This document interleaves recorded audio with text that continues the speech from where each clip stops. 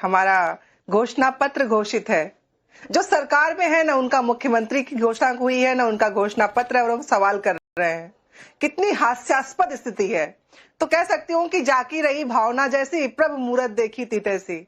दिक्कत इस बात की है जिस पार्टी ने बस फोटो जिमी होने का अपने पर लाइसेंस लगा रखा है उसे फोटो ही दिखाई देगा। बिहार की जनता उनके मुद्दे कुछ भी दिखाई देगा। जिस पत्रकारिता में प्रश्न होना चाहिए था कि महागठबंधन ने अपना मुख्यमंत्री उम्मीदवार घोषित कर दिया, अपना घोषणा पत्र घोषित कर दिया, वही मौजूदा सरकार न तो मुख्यमंत्री का चेहरा न घोषणा पत्र कुछ घोषित नहीं कर पा रही है, लेकिन सवाल खड़े कर रही है। सवाल खड़े करना विपक्ष का काम है और कर रही है मौजूदा सरकार। मतलब कितनी हास्यास्पद स्थिति हो सकती है। और उससे बड़ा हास्यास्पद यह है कि प्रश्न विपक्ष से पूछा जा रहा है कि फोटो छोटा बड़ा। अरे फोटो छोटा बड़ा, राहुल गांधी जी किसी फोटो फ्रेम में छोटे या बड़े नहीं हो जाएंगे। जिस समय हमारे माननीय प्रधानमंत्री जी विधायक थे वो सांसद के पद पे थे, तो उनका कोई छोटा नहीं कर सकता। आप बार बार जननायक को लेके इतना ज्यादा आपको लग रहा था कि बहुत जननायक कितने हो जाएंगे। जननायक कोई भी हो सकता है। जननायक का शाब्दिक अर्थ होता है नेता, अगुआ, सरदार, जो लोगों के आगे चलता हो।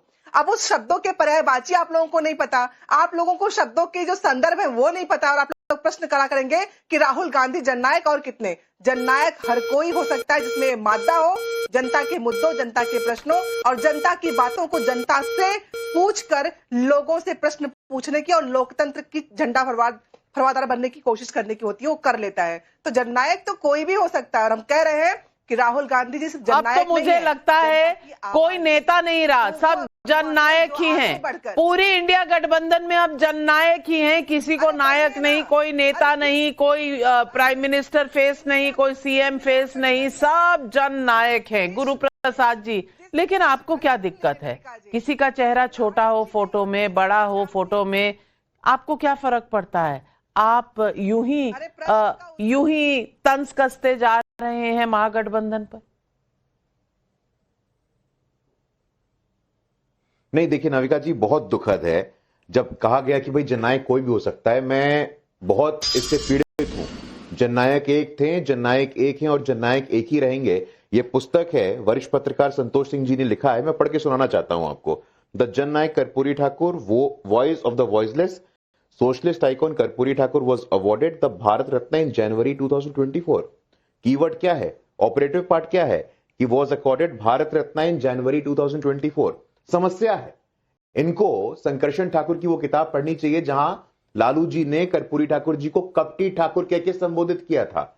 इनको दिक्कत होगी जननायक से। इनको संकर्षण ठाकुर की वो किताब पढ़नी चाहिए जहां पे उन्होंने बोला है जब जननायक कर्पूरी ठाकुर जी अस्वस्थ थे तो लालू जी ने उनको जीप देने से मना कर दिया था। चलिए आप नहीं पढ़िएगा, मुझे पता है, लेकिन वर्तमान में बिहार के मान सम्मान स्वाभिमान, माउंटेन मैन, पर्वत पुरुष दशरथ मांझी जी, राहुल गांधी जी कहते हैं ना दलित ओबीसी दलित ओबीसी, गए थे उनके घर पे पॉलिटिकल टूरिज्म करने। भगीरथ मांझी को ये वादा करके आए थे, ये आश्वासन देकर के आए थे कि हम अपने संबल पे आपको चुनाव लड़वाएंगे।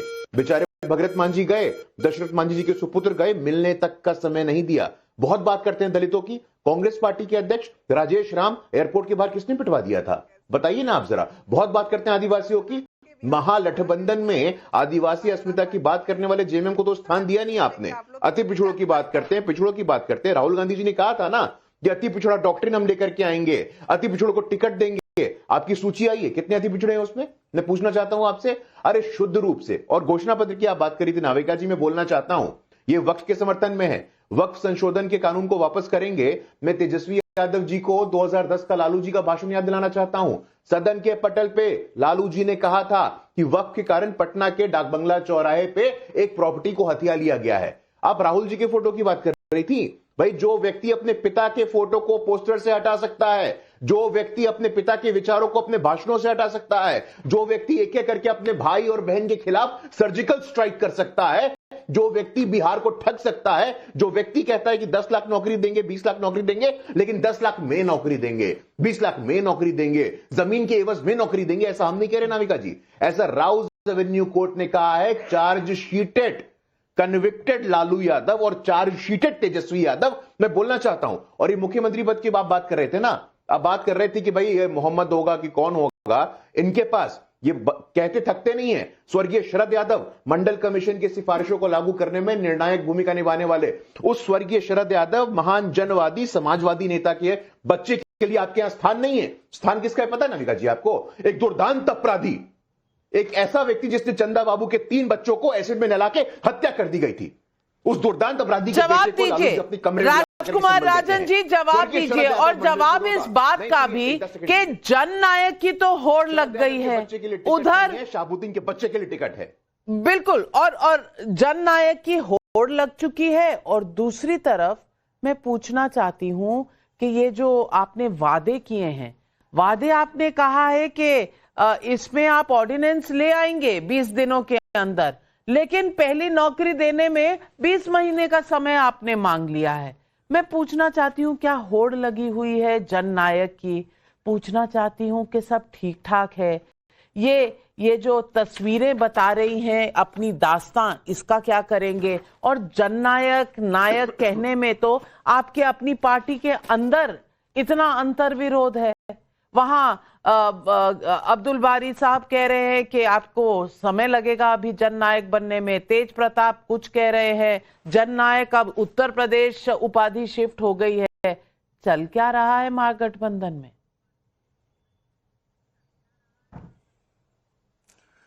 नाविका जी, प्रश्न तो यह है कि एनडीए में जो षड्यंत्र चल रहा है, जो विसंगतियां चल रही है, उस पर बात नहीं करके आप इंडिया गठबंधन की विसंगतियों पर बात कर रही है। इंडिया गठबंधन तो क्लियर है, स्पष्ट है कि हमने भावी मुख्यमंत्री की घोषणा कर दिया। हमने घोषणाएं कर दी कि हम बिहार को क्या देने जा रहे हैं, क्या एजेंडा है हमारा, क्या हम रूल आउट कर रहे हैं, कौन सी चीजों पर फोकस कर रहे हैं, बिहार को नए बिहार कैसे बनाना है। खैर, बुनियादी प्रश्न यह है कि जो आपने नायक की बात की और कर्पूरी ठाकुर के संदर्भ में बात की, आज वो लोग कर्पूरी ठाकुर के पैरोकार बन रहे हैं जो कभी 1978 में कर्पूरी ठाकुर ने जो पिछड़ों को 26% आरक्षण दिया था और 1978 में जनसंघ ने सरकार गिरा दिया था। ये तो सबने देखा है, और किस तरह की गाली गलौज, किस तरह के अभद्र भाषाओं का प्रयोग किया गया था। 1990 में आरक्षण लागू होने के उपरांत जैसे मंडल कमीशन लागू हुआ, कमंडल लेकर निकल गए और सरकार गिरा दी गई थी। ये तो पूरा देश जानता है इनका चरित्र। बहरहाल, माफ कीजिएगा, थोड़े आपके फैक्ट्स में प्रॉब्लम है। मंडल कमीशन की रिपोर्ट को ठंडे बस्ते में किसने डाला? जिनकी फोटो आपने छोटी की हुई है ना, उस पार्टी ने डाला था। उनके साथ तो आप अलायंस में बैठे हैं। आप ये लेक्चर दे किसको रहे हैं? मैं पूछना चाहती हूं आपसे राजकुमार राजन जी, थोड़ा सा इतिहास का ज्ञान आपको होना चाहिए इससे पहले कि आप फैक्ट्स को ही तोड़ना मरोड़ना शुरू कर दे। नाविका जी, 2007 में जो शैक्षणिक आरक्षण लाया था अर्जुन सिंह ने लाया था। ये तो देश देखा है। इन लोगों ने क्या लाया? 1978 में सरकार गिराई, 1990 अच्छा, सीधा 1990 से कट करके हम 2007 पर आ गए। अब संजय कुमार जी, 1990 की तो बात हमने छोड़ दी, हम